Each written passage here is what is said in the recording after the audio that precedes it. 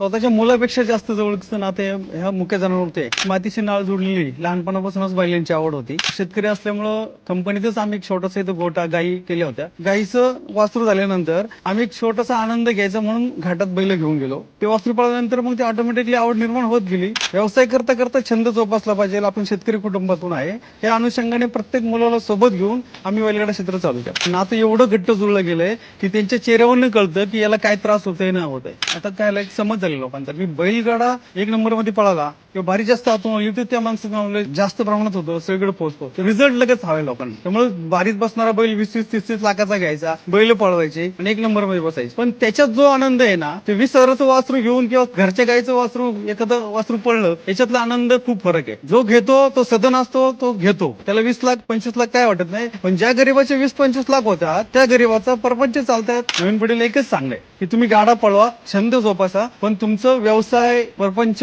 हे सगळं बघून पळवा.